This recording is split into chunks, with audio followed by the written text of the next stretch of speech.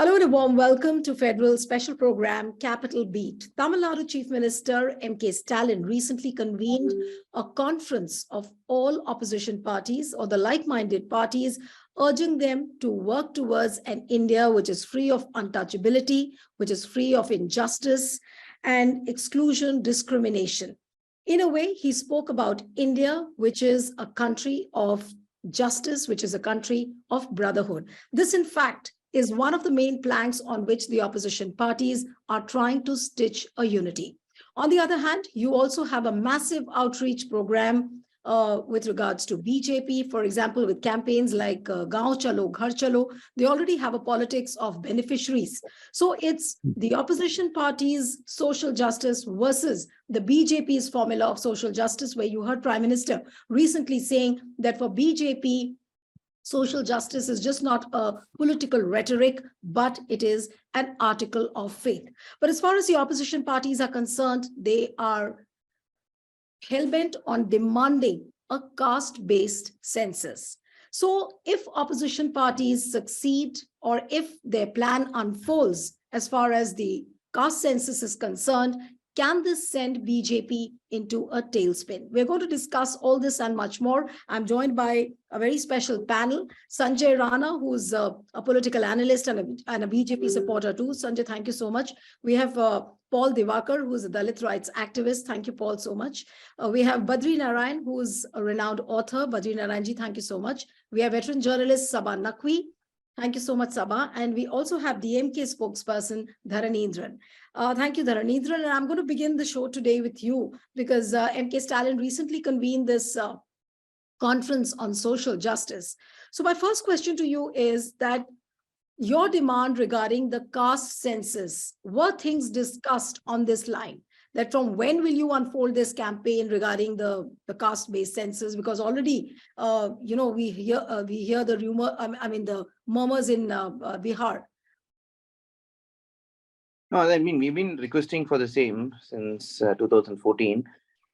But having said that, the reason why this forum, the Forum for Social Justice, is that we want to unite the opposition parties, like-minded parties, in the theme of social justice, right? In fact, on March 1st, on his birthday, our Chief Minister clearly said it is not important who becomes the Prime Minister, but it is very certain that who should not become the Prime Minister. See, whatever can be the rhetoric, but you have to look at data and see what has actually happened. Has social justice really happened in this country since 2014? The first and foremost is let's go and look into the composition of union secretaries in government of India. If you look in the last 3-4 years, barring one, it came even the wire, the print, barring only one union secretary for the Union Ministry for OBC and etc. Every other secretary come from one single caste, right? And secondly, if you can go and look into inequality. The Gini index of this country has been increasing since 2014, primarily because of policies. What kind of policies? The policies that we are taxing the poor more and giving tax breaks to the rich more. Proof for that is the composition of indirect taxes.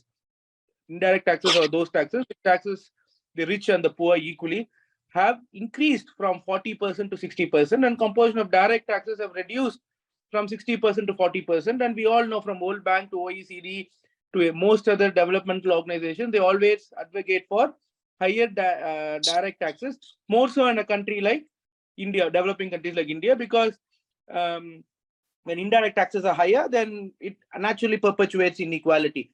So why has the indirect taxes increased in this country? Firstly, because 900% increase in taxes on fuel, more so diesel, 300% increase in petrol. Indians on an average spend highest per capita income on fuel, 22%. No other country. Compare that with USA 1%, 1% or China 1.5%. And at the same time, what is new about this data? People do know about this fact, and if these are the realistic figures, and you did say that you've been demanding a caste-based census since 2014, but after 2014, you had an election in 2019 where BJP reached out to those OBC sections and SCs and STs with a novel kind of a social engineering, and they managed to win elections. So my question is that now with this latest demand on the caste-based census, what new offer will you have on the plate which can effectively counter the politics of polarization as far as BJP is concerned? No, see, I think it's not just the caste census, it's one aspect of it. But I think BJP did not win because I think they reached out to the other segments of the society. I think it's because of other reasons such as communal polarization, and the opposition was not united. There was no single theme. That is why our leader this time wants to have a common theme, that is development for all. The Dravidian model we have, though the term Dravidian may look as if it is divisory, but it's an economic philosophy. It's a political philosophy by which we imply that no one is left out, right? That is the theme that we are advocating for 2024, by which every people belong to every walk of life are empowered, and there's development and growth for all. Example, when Modi came to power, he said in 2014 that he said by 2023 the farmers' per capita income would double, but on real terms, farmers' per capita income has reduced by 1%, and funds for schemes like Manrega have been reduced, right? So this is what we're going to take to the people, but with a common voice. The voice was not common. If you mean, there was no unified team for 2019. So there will be a unified team for 2024. That's what the DMK is advocating for. That is social justice, upliftment for all. See, earlier, I think the point I was making on fuel and diesel was also because at the same time, the corporate taxes was reduced. We all know it by 13%. And that led to a loss of exchequer by about what? About 2 lakhs a year, 5 years, 10 lakhs, 10 lakhs crores. And then again, a loan waiver about another 10 lakh crores, 20 lakh crores. This was given only to corporates. That's why the Oxfam report also says that the richest 21 people in India have the wealth of the bottom 70 crore people, right? So these are the things that we want to take to people and say that, see, the government that you have is not actually doing development for you. They're only doing rhetoric. And that the voice has to be unified. That probably was missing in 19. Now that is being unified. That's why even if you look the Congress resolution in Chhattisgarh. Allow me to interrupt you. You are saying that, you are working towards a common voice. But do you have that kind of a time? You are still stitching an alliance on this particular plank of social justice. Where is the time? The countdown has already begun. You just have about 10, 11 months. And what is that magic wand you're going to wield so that the people will come by your side? Do you think you have the time? Yes, definitely. I think if you look at individual state elections, I think whenever the opposition had been clear, BJP has lost badly. If you look West Bengal, they've been trying to win in West Bengal. They've lost. Punjab, you know what happened. They even lost in Maharashtra and let's say Karnataka, and we know how they came to power. So even Kerala, they're not in power. In Telangana, they're not in power. So clearly, the parties that have worked for all have won. If you look in Tamil Nadu, BJP is less than 1% vote share, and we won thumpingly in 2021 as well as in 2019. 2019, I think we had the highest vote share in the recent decades. So I think the time is sufficient. Just that the voice has to be unified, the message has to be clear. I think that has begun. I think that's more than sufficient. People are looking for an alternative. It is not that people aren't looking for an alternative. If people aren't looking for an alternative, then there is no reason that BJP should be losing elections in most of the states. How they win states elections, they come to power is a different story. But I think I think they're not an hegemonic power as everyone makes them, as everyone says so, right? Okay. Now let me go to Paul Divakar now, and then I'll go to Badri Narayan. Paul, on one hand, you have all the opposition parties who are talking about a social justice plank, and they're going to work towards the caste census. But do you see this as a mere political rhetoric, or do you see some serious underlining tone in it, which can effectively work in their favor? Neelu, I think before we go into the electoral politics, there are two forces that you already see. And this is not the first time. I mean, right from the Constituent Assembly has started, you have this the demand for a theocratic state. And then you have a body, a group which is saying, no, we cannot have a theocratic state, like how you had it in Pakistan, but you need a one person, one vote, and the whole democratic value of this constitution based on that. And I think to some extent for the last 60 years, we have swerved towards the democratic state with the values of freedom, equality, fraternity, liberty. But now you see a very clear, since the last 7 years, or maybe since 2014, you see the Sangh Parivar has come in a different way. And we are now urging towards the theocratic state. And theocratic state, very clearly, they are attacking the constitution, and they are doing this through executive, through judiciary, and through legislative, right? Now, I think whatever is the plank that the opposition is coming, I think I would like to see these forces, because everyone here is in one kind of a minority or the other, whether it's by religion, whether it's by caste, whether it's by region, whether it's by language. And we have such a diversity in this country.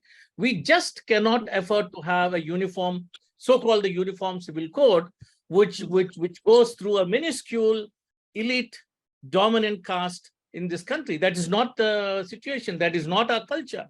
And now, whether it is the social justice platform, whether it's the caste census, whatever is the strategy, I think it's time for us, all those who want to protect and have the body politic in place, we have to work towards a kind of a platform which can continuously bring the constitutional framework to the fore. We cannot have Sanatana Dharma and other dharmas completely overcrowding the current body politic of this country. So if caste census is one of the tools, and I don't think it is the final vision of this place, it's maybe one tool to say who are these people who are ruling and how are we doing it? And then if the budget is a tool, if it is any other measures that we need to bring, I think we need to support that in order to bring a real diversity and keep the constitutional values of freedom, liberty continuously to all the Indians, not just to the elite who are now becoming billionaires, but to the common people who are really supporting the democracy of this country. Right. But Paul, you feel that the plank which the opposition has taken, demanding a caste census, this you yourself said that this isn't enough. But you feel that can they force the government into bringing a caste census with the fact, knowing the fact that very little time is left for the elections now, and can they really force BJP to do it, or rather expose BJP on this? I'm not an expert on this, Neelu, but what I'm definitely sure is if there are strands that can bring the unity of the opposition, and I don't mean unity. I think everybody needs to stand in their own ground, in their own state. If they can have a strategy which can bring the opposition states into power on this plank, I think it is time that we do that. Okay. Let me come to Sabha and then I'll come to Badri Narayan. Sabha, what do you feel about the social justice plank which the opposition has taken? Do you feel it's just political rhetoric and which probably would not be enough to unseat BJP, particularly on this plank in 2024? Neelu, first of all, I see a very different dynamic in the north of India, in the Hindi heartland, and in the south. Let's also look at the fact that it's the southern states which are putting money into the financial pool. I mean, you look at that disparity amount, the amount of money that goes in and the amount that goes to the north, to the bastions of the political bastions of the BJP. The Dravida model for everything else was a social justice model. It was at various times articulated as being against the upper caste. Now, what is the problem with the caste census? Let's understand it very clearly. Why has it caused the BJP to say, yes, we will go with it in Bihar, but not actually want to go with it? Because the caste census is likely to show up that the numbers of Dalits, scheduled caste, scheduled tribe, and OBCs is going up. And that of communities which are more forward, because when people are more educated, they don't have so many children. Anyone who's traveled in North India would know that. You go to a Dalit family, they are having children, the children are dying. You have the worst mortality rates in India. So when we are talking about two we want to have a broad sweep thing. When we talk about realities in the South, we are talking about a different level of even the polarization politics. For all that they have thrown out into this, bouquet of polarization in Karnataka, they had to reverse. They've had to reverse. In UP, on the other hand, it seems to be an endless spiral. Right. There is no reversal. Let me put it to you very simply. Right now, I see two very, there's Gujarat and UP, you look at the arithmetic, 50% vote share, assembly and all that. Everywhere else, it's all different. And unfortunately, Mr. Divakar mentioned a uniform civil code. I think they will bring that before the next elections, because right now, if you do the arithmetic, if there is a setback in Bihar, little bit, not even full, little bit in Bengal, it's not coming to the same arithmetic. Maharashtra is also unknown. So there will be, I think, what are the cards? Because what is the BJP today?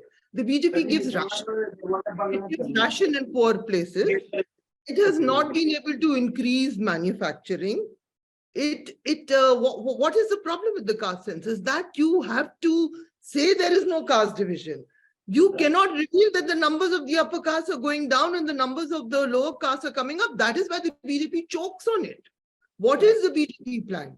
I mean, you tell me any other reason not to have a caste census. You are asking for reservation all the time. You have offered multiple quotas in Karnataka and you don't want a caste census. And the other thing, which is important, which the people in a state like Tamil Nadu know, is that when you are cutting away government jobs, when you're handing them over to private contractors, which is what is happening in UP, Bihar, all of it, it's all this whole thing, you make people fight for reservation and then the numbers of jobs is coming down. You're not actually hiring teachers on a caste basis. It's happened. There is a particular caste, I don't want to get into names, which is getting a lot of the teaching jobs in Uttar Pradesh. So all of this is happening. Now this will not happen in a Tamil Nadu. Believe me, people know their rights. That whole social justice, which we called Mandal in the north, happened years ago over there, which is why that state, in terms of the number of, you just look at the data. And, I have to do all of this because I'm also a visiting professor. So I have to look at what politics, different political movements. Just look at the statistical achievement of the number of graduates, number of justice, the levels of industrialization. Look at the future flashpoint. Which state is putting money into the financial pool of India and who is withdrawing it? So believe me, there is a link between what are the so-called welfare schemes happening in the north, because they're not able to put in those money. So there's a very intriguing flashpoint. Nilu, I don't think we can generalize, but there is a lot of hypocrisy. Why not the caste census? If you're offering quotas, you have offered quotas in Karnataka, have it all over India. Let's know the numbers. But you don't really want to do it. But at the same time, you can't appear to say so. Why not do that? So let's call out the hypocrisy. So when a state like Tamil Nadu, which is way ahead of us North Indians in most indices, and you cannot do this polarization over there. The number of graduates, Muslim graduates in Tamil Nadu, by the way, matches the all India Brahmin graduates. That is the data. Those are the realities which we are talking about. So let's understand, I'm not saying everything is perfect, but you just do a data set. So we're talking about in UP, you will say ki we have created some Dalit, we have found some new Dalit icons, so we have done it. In Karnataka, they've just been laughed out about trying to find two Gaudas who killed Tipu Sultan. They have been laughed out over there. They have succeeded in this myth making in parts of northern India. In UP, I'm talking particularly about that, since that is my home state in a way.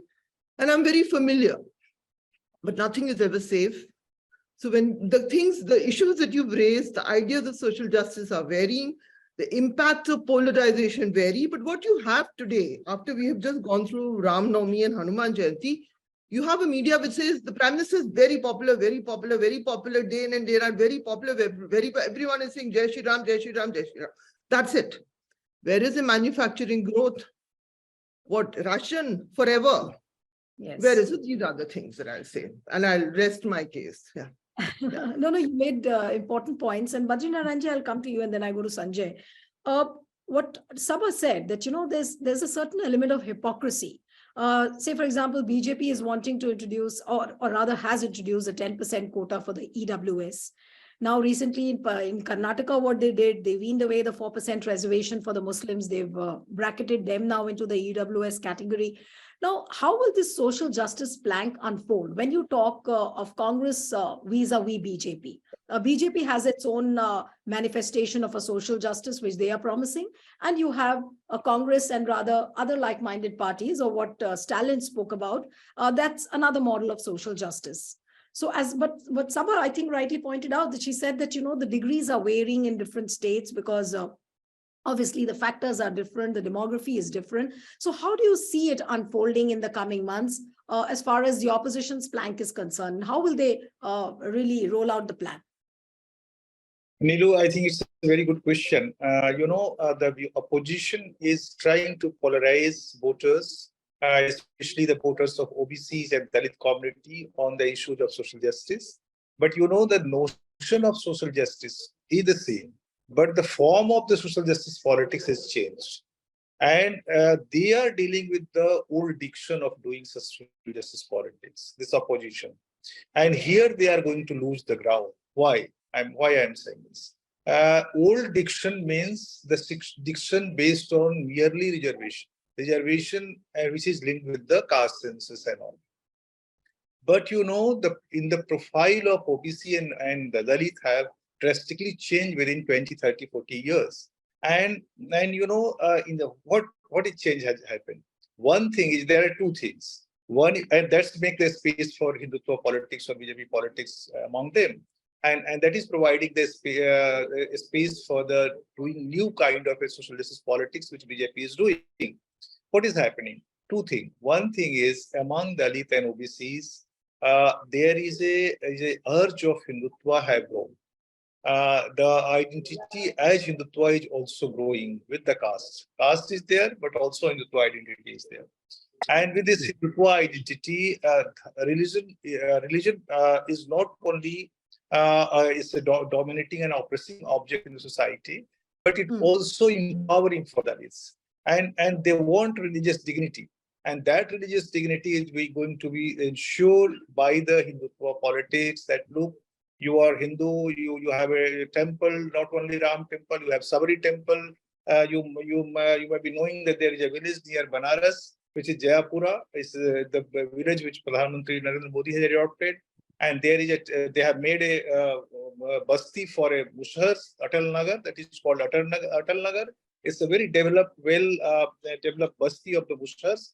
And there they have made a temple of the Shiva and the Sabari. Sabari is the Ramayanic character who gave the bell to the Ram. And the Mushar used to tell that in entire 50 course, we had not any temple of the Sabari. First time in the history, they got the temple of the Sabari. And similarly, there are so many small communities in Bundelkhand, in Uttar Pradesh, and there they came from the tribal forest zones and now settled in around the highways. They have made their bastis, and they brought their deities with them, Agariya Devi, Agara Devi, so many Devi and deities, and they put around the people tree. Now they want temple of those deities, and many Hindutva people, those who are involved in Hindutva politics, they are helping them by collecting chanda and giving them support to make the temple. So this is one urge which is the profile of the OBC and Dalit, that is the Hindutva aspirations. Second is developmental aspiration through which BJP is trying to reach to them. This entire social Garib Kalyan policies, they have evolved a category. They are using OBC and Dalit category also in their political mobilization. But with that, they have again revived this diction of poor. And poor is a class notion, is a class terminology. And they are dealing with the poor also. So a lot of Garib Kalyan policies beyond the caste. Beyond the caste means any caste of the Dalit or of the OBCs. They are trying to push those kind of Garib Kalyan policies. Either this is the Pradhan Mantri Awas Yojana. This Awas Yojana is distributed most marginal Dalits in a planned way by the BJP government. it should not go. It should not be limited to the dominant. Badrinaranji, what I want to ask you is that BJP, of course, has offered all these religious emotive issues, to the OBCs, apart from doling out various schemes. But when the opposition says that why not a caste census, is that not a theme which is an overarching theme and can puncture the main electoral block of the OBCs, which is espoused by the BJP? See, this is the opposition play of politics. No, opposition brought it as a political gimmicks to sideline or to subvert the BJP effort of mobilizing OBCs and Dalits in their politics. Because in these 10 years after 14, BJP has made a big advance or very impressive advance in mobilizing them.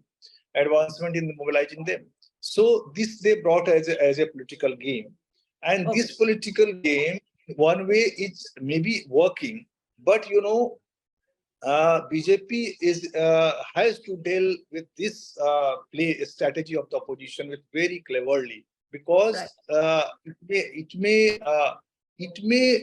create problem for both. Yeah, I'll come to okay, Badriji. I'll go one line, also. Yes, Badriji, just allow me to allow Sabha to say something. She wants to make a point. Yes. I'm just wondering. I know Mr. Badrinaran, and I was part of one of his book launch events. I've read his book also. But might you, sir, not be talking mainly about Uttar Pradesh? It does not apply everywhere. What you're saying, they failed with that same strategy in Bengal. There is no evidence that it will succeed in Bihar at this point. You are talking classically about the Uttar Pradesh model, but I thought this is a more diverse India thing about caste. Anyway, so because they're struggling in Karnataka. So I'll come to you, Badriji. I'll come. Dharmendra also wants to make. I think Mr. Badrinaran's thesis is about Uttar Pradesh, that you make people feel they want to belong to. We also participants in the rallies. We also are going here and there. So I just want to make that point very clearly, because that does not apply. BJP is not everywhere at the same rate as UP. Let's be clear about that. That's what I wanted to say. Okay, Badriji, little time is left, so I want to go to Sanjay also. So let me get in a point from him, then I'll come back to you. Sanjay, what is really happening with the social justice? Is it really going to get some kind of we'll see some kind of a setback for 2024? Because you treated OBC as one electoral block. Of course, BJP tom-tommed a novel social engineering with the manner in which they're reaching out to the OBCs, the STs, the Dalits. But this time, if opposition really succeeds as far as their demand, because they have to raise a social consciousness. And if they succeed in raising that social consciousness, will that not send BJP into a tailspin? Good afternoon, Nilu, and good afternoon, fellow panelists. I hope I was listening very carefully and very silently. I hope you're going to give me time, at least 2 minutes, to put forward my points. When we talk about the social justice, if you look at the BJP, I'm not official spokesperson of the BJP, but if you look at the BJP, is always believe in Sabka Saath, Sabka Vikas. If you look at the current BJP, overall, Karni, what we call a BJP as a party, more than 60% is coming from the backward and the SC and ST side. It was not there 10 years back, number one. Number two, if you look at the government, the portfolio, the government ministers are there. Look at 20, approx 20 plus numbers are from SC, ST and Adivasi. Look at the way they are working. They're working for everyone. When we talk about the social justice of Mr. Stalin, obviously Mr. Stalin, comment if you look at, obviously it was against EWS. Do you think EWS will acceptable to, obviously the EWS is the glue by which he's trying to stitch all the opposition parties. Can I interrupt? Just hang on. Let me finish. I said, give me 2 minutes. I was hearing very carefully to everyone. Okay. Go ahead, Sanjay. We have very little time now. Yes. Yeah, and I'll take another 1 minute. Okay. It was trying to stitch, no doubt. Obviously, the dynamics of Tamil Nadu is totally different. Dynamics of Bihar is different, and Uttar Pradesh is different. Obviously, I understand. But if you look at the Samajwadi Party, if you look at Bahujan Samaj Party, they are doing justice with the backward and SC. If you look at Bahujan Samaj Party, who's running Bahujan Samaj Party? Satish Mishra is another Brahmin. You look at your Samajwadi Party, all the simple selective caste is there. So where are these parties are giving justice to the people? I was hearing one of my gentleman friend was making a statement that you look at the secretariat, all the bureaucrats, most of them from the specific class. Obviously, if you look at all these bureaucrats, those who are there. It's obviously 90s batch or 2000 batch, not a batch of 2015 or 16. So I need to understand how things work. I will take another 30 seconds. I was listening very carefully to Sabha. Sabha said manufacturing is not, growing. Sabha, I'll give you the number 2011.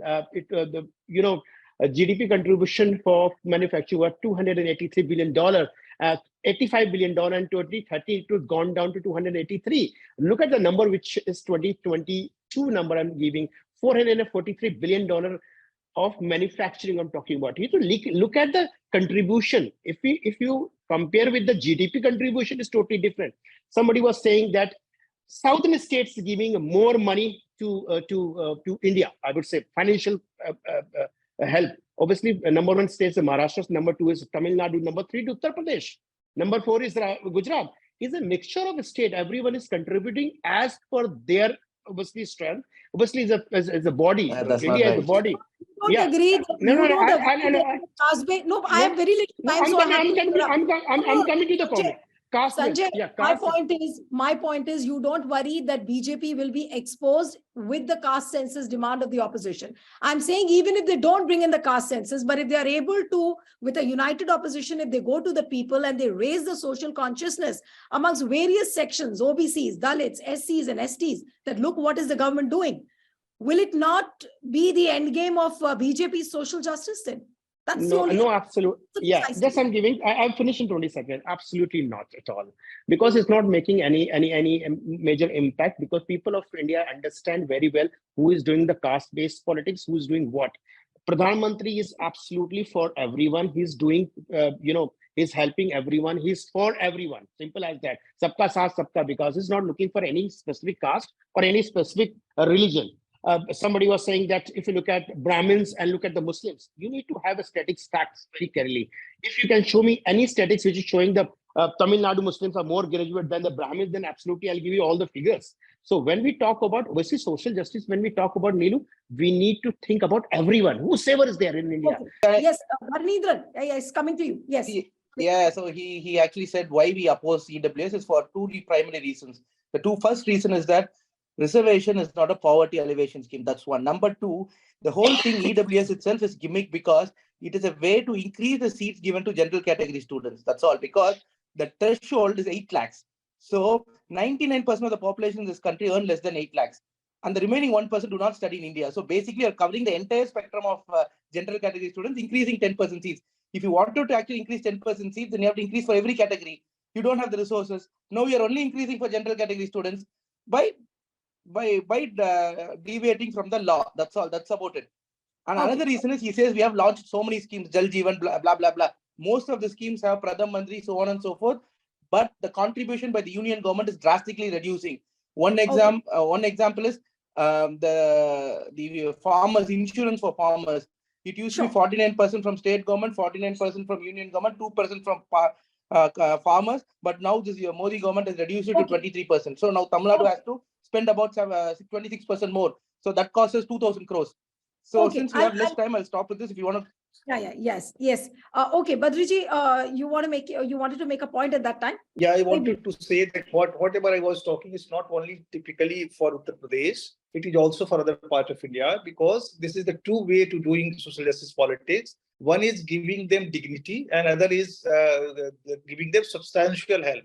And BJP is working on the both line. And it is, you can see in the Odisha, you can see in the Bengal, whether they are getting successful electorally or not, but they are doing working on the both lines. You are saying the BJP is going to have an advantage over what the opposition is saying. I am saying why? Because the new diction of social justice politics have emerged in Indian politics, which opposition is not able to understand. They are working with the old diction of the social justice seconds to Sabha and Paul before I end the program. Yes, Sabha, to you first. Yes, what do you have to say now?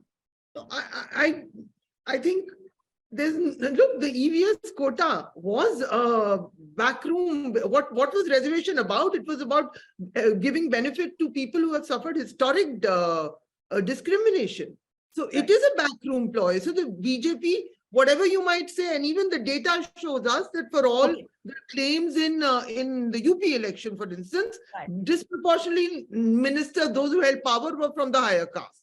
compared to Okay. those who supported them. All that Okay. data is there in articles. I will give you all the sources of all my data. Number one, there is no doubt. Reservation, if you study Dr. Ambedkar or anything else, it was brought in for historically marginalized, those who have suffered historical injustice. The EWS quota is nothing but a backroom ploy to empower general category students. And I agree entirely with what the DMK spokesperson has said. There's no rational intellectual position. This has got nothing to do with my political. Number two, there is an article which I will send, if you give me the number, by Mr. Christophe Joffrelo, who has an amazing data set on India, which was published in the Indian Express about Muslim education figures. And it gave the startling figure that Muslims in Tamil Nadu are the highest number of graduates. And that number is on par with the all India Brahmin graduates. So what I was saying to you is that when we're talking about Tamil Nadu, and then we're talking about Uttar Pradesh, we're talking about different realities. What the Dravida movement achieved at a certain time, they moved on way beyond. We are still there.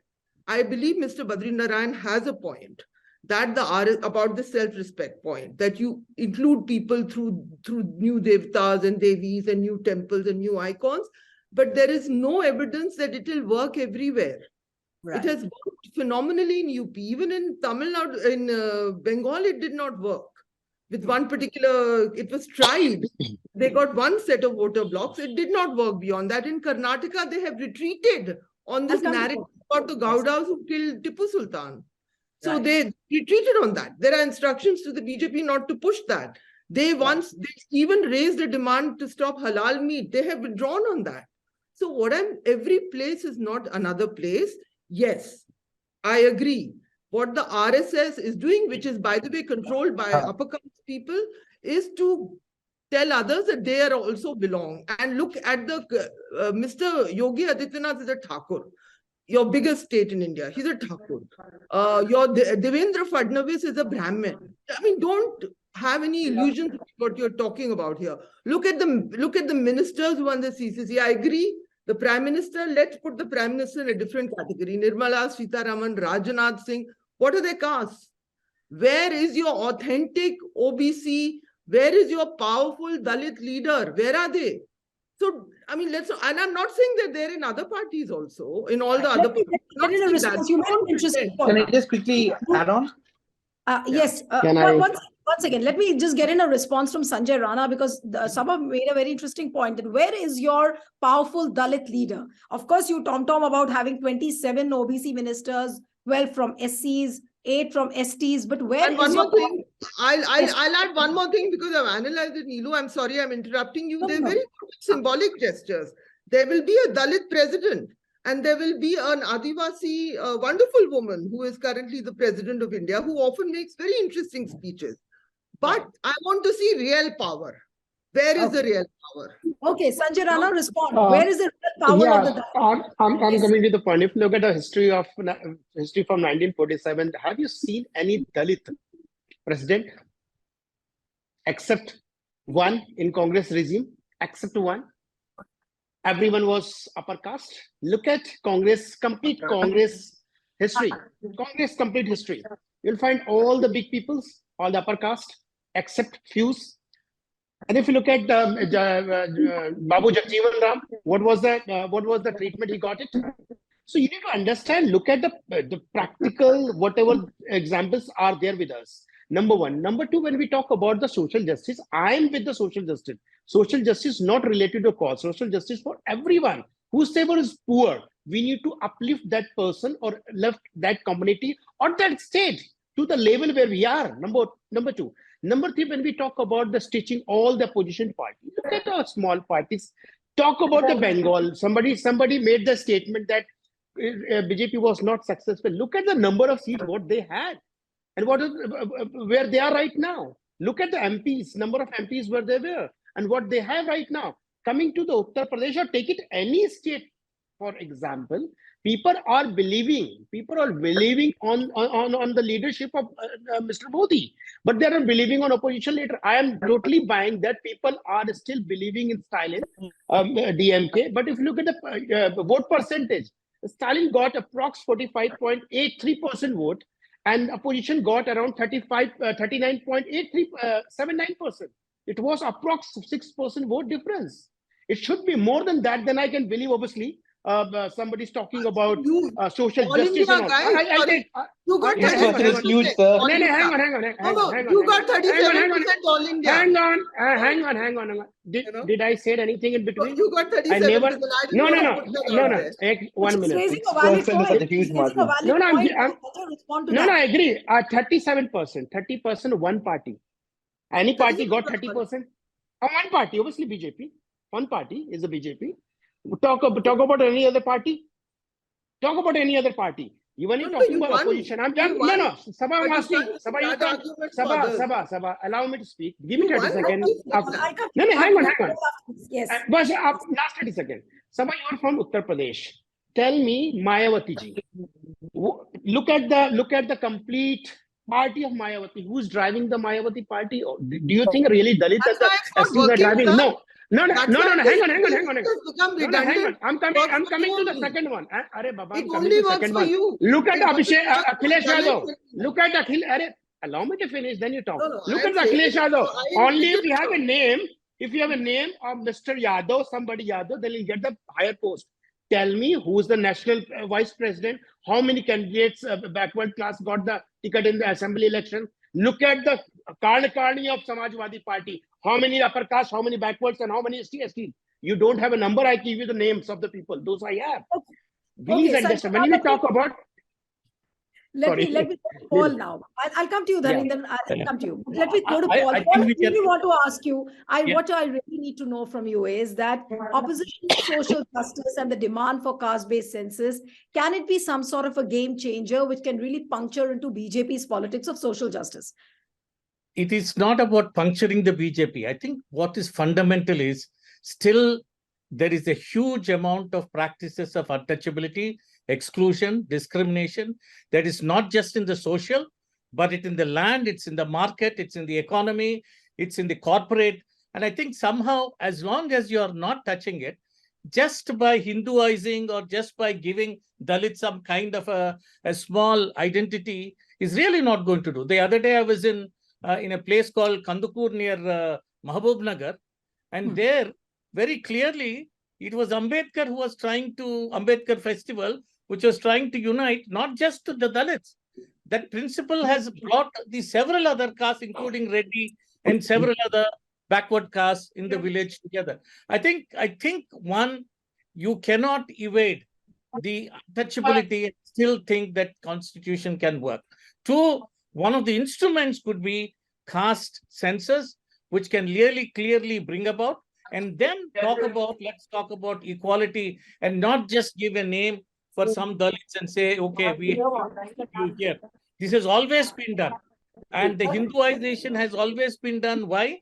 Because Paul, what you are speaking about, what you are talking about is exactly the line which the opposition like-minded parties have taken. So are they going in the right direction? And then I come to Dharminder. Yes. Yes, Paul. Yeah. See, I think that is the way they'll have to go. If they're not going, it's sorry that they're just doing it for the votes. They have to bring in at the core the social justice agenda, not just at the same of, reservation. It has to be also in allocation of resources, in the budgets, in the way the budgets are being allocated, in the name of Dalits, roads are being built. In the name of Adivasis, huge 6-lane roads are being built. I think all this will have to stop.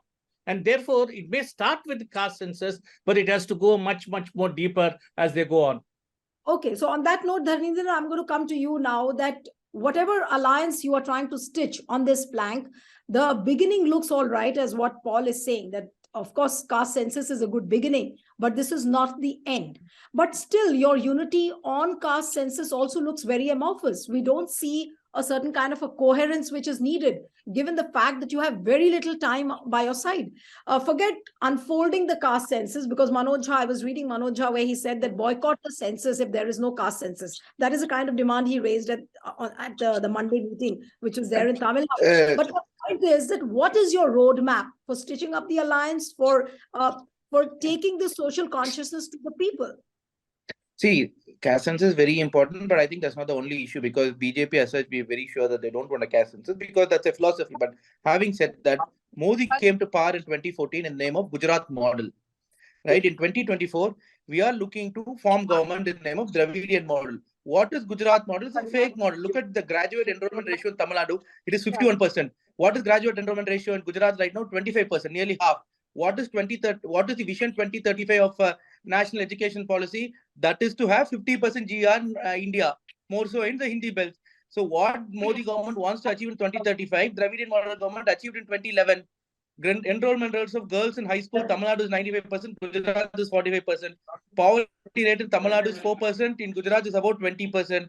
Entrepreneurs, let's come to entrepreneurs. 1 in 4 Dalit entrepreneurs live in Tamil Nadu, and highest number of OBC entrepreneurs are in Tamil Nadu.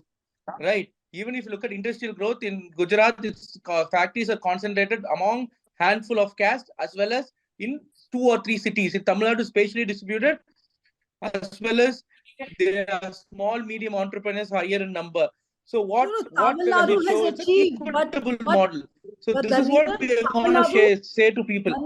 Tamil Nadu has already achieved that, and Sabha also explained it quite well. You also have said it in your initial comments, but my point is that if all the opposition parties have to come together and carry forward a plan, how will you do it? It can't be just restricted to talking about the achievements of Tamil Nadu. It has to be like an omnipresent agenda throughout the country for winning a battle for 2024. Where is the plan? How is it going to unfold? That's but Modi question. came to power in 2014 on a fake model of fake Gujarat model. So that's the only thing on which he came. The Gujarat model is nothing on except for rhetoric. There's nothing on paper, no data to substantiate it. But he came to power saying Gujarat model. Right now, people have understood it's a fake model. So Dravidian model. So that's why our leader is taking the initiative to unite the opposition, saying, "See, this is a model. The intent has been there in all the states, even in Bihar and Uttar Pradesh, right? SP and BSP and the other parties all have the intent. Now we have shown the way. So that template will be also followed in these states. That is what they're going to show and ask for votes as well. That is equity, equality, and development for all. I don't think why it should not work. If a man can fool in the name of a non-existing Gujarat model, why can't a real Dravidian model be an alternative for 2024? Okay, but my question is that will the Dravidian model apply to states like UP in the north? What Sabha is initially very pointedly she said that every state differs. You have a different geography, you have a different demography, and what applies to Tamil Nadu is not going to apply. I'll come to you, Sanjay, for the last comment. No, I think Uttar Pradesh needs Dravidian model more than anywhere else, because that's where there's huge inequality, where it's huge disparity in income. When the previous gentleman spoke, he said about UP, the third highest contributor in GDP. That is because the population is about 25 crores, Tamil Nadu is about 8 crores. But the point of the matter is not that when Tamil Nadu sends 1 rupee, we get 29 paisa back. Uttar Pradesh gets 3 rupees for every rupee they send. That apart, why UP needs this model is UP is where you can see highest number of inequality and caste-based discrimination, religion-based discrimination. You compare Dalits in Tamil Nadu with Gujarat, Muslims in Tamil Nadu with Gujarat, it will be like completely a different country. It will be like comparing Burkina Faso with Norway. No, but if Stalin keeps talking only about the Dravidian model being imposed in other parts of the country, how will the other opposition parties take it? Because no. I think it's what you have said, I am getting a sense that Mr. Stalin has a national agenda where he's going around talking about a Dravidian model, which he's going to impose across the country. That may not be palatable to other states. No. See, intent of the parties in Uttar Pradesh, that is Samajwadi or the party in Bihar, right? RJD and JDU, the intent had been always there, but there have been other administrative difficulties for which we have shown the way. So that template we followed there. That's about it. I'm not. Do you think? So that's what I'm trying to say. So the intent of, let's say, Samajwadi Party and DMK is not is greatly different. Okay. We both, on bottom line, all these parties want empowerment for all, social justice for all. Unlike BJP, which wants no reservation, which is increasing the seats of general category students in the name of EWS, so on and so forth. Yeah, okay. I'm running short of time now. I'll come for the final comments to Sabha and Sanjay then. Yes, Sabha, you wanted to make a point very briefly? No, I just want to say that when you're saying that look, all the parties which are in power, which are not the BJP, are they want to say federalism. Tamil Nadu has a distinct history. So I think Mr. Stalin is very, very keen to have the opposition do something. But I doubt that they'll actually seriously go around saying they're going to oppose the Dravidian model, though it's a good model. You know, Right. but you have, it's much better than where we are from, the mess Yes. we have for us. So that's all. Absolutely. Yeah. Yes. Sanjay, your last comments, and then I wind up the show. Yes.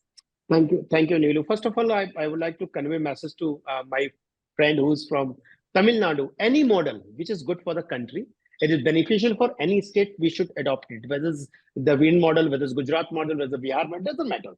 Number one. Number two, when you talk about the casteism, so why you're so much against about the upper caste? It should not be. When we talk about social justice, social means everyone. We should involve everyone. We cannot leave upper caste and just talk about the backward and SC and ST. And you very conveniently put the 4% reservation for Muslims in Karnataka in the EWS. No, why? I fail to understand why we need a Muslim. Why a Muslim need a reservation? Muslims are part of SC and ST. No, simple as it. Why they need a reservation? If they need a reservation, then we should give reservation to all the people. First of all, it should not be a very selective reservation. Okay, Baba Ambedkar made the constitution, and it was for 10 years and revision on that. I think we'll have another debate. Sanjay, I think we'll have another debate. Reservation is constitution being there for much before. No. It's nothing. Anyway, No reservation. I think we need to study it. You have to stop now. Yes. And you want social justice for Brahmins and Thakurs. I love this conversation. This is very enlightening. For everyone, social justice for everyone, not for Muslims. We'll have another I want debate. justice for everyone. I'm saying I'm a high class Muslim, but you want social justice for Brahmins. I love the level of the conversation. We have these conversations openly. I never said that. I said justice for social justice for everyone. Sanjay, I'll have to stop here. We are running short of time, but it's BJP social justice versus the social justice of the opposition like-minded parties who gathered in Tamil Nadu recently. Now we'll have to wait and watch how this social justice unfolds before the country and how the people take it. That's very important. Thank you so much, Sanjay Rana, Paul Debakar. Sabha, it was wonderful having you on the program. Yeah, thank you. Thank you very much. Viewers who are watching this discussion, subscribe to our channel. Stay tuned to the Federal. Thank you. Thank you all.